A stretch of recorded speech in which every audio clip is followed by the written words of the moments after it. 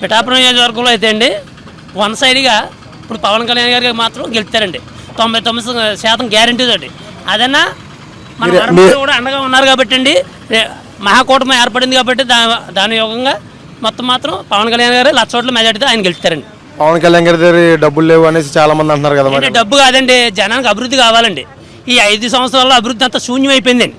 సామాన్యుడు ఎవడో బతకడం లేదండి.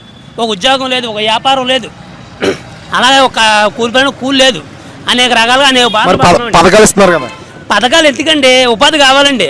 ఇప్పుడు 1,00,000 రూపాయలు నా దగ్గర ఉన్నాయండి. 1,00,000 రూపాయలు నా దగ్గర ఉంటే సుఖమేముంది, దాన్ని వినియోగించాలి కదా. అక్కడ ఆయనకే బాగుందండి. 5 సంవత్సరాల పరిపాలనలో జగన్ గారికే బాగుంది అన్ని విషయాలుగా.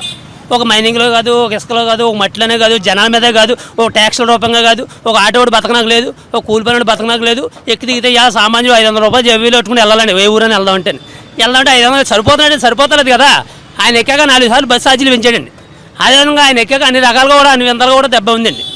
ఇప్పుడు మరి గీత గారు ఎంపీగా ఉన్నప్పుడు ఏమైనా పిఠాపురానికి అభివృద్ధి ఏమైనా చేశారా? ఏమీ లేదండి. ఆవిడ తిరగడం తప్ప వేస్ట్ తప్ప ఏమీ లేదండి. ఇక్కడ వన్ సైడ్ అయిపోయిందండి. 99% వన్ సైడ్ అండి. ఇక్కడ 1% ఇంకేమవుతుందండి, ఏమవుతుంది కదా. అదండి మనకి ఏంటంటే 1,00,000 మెజార్టీతో గెలుస్తారు. 1,00,000 ఓట్ల మెజార్టీతో గ్యారంటీ గెలుస్తాడు సార్. అది గ్యారంటీ సార్.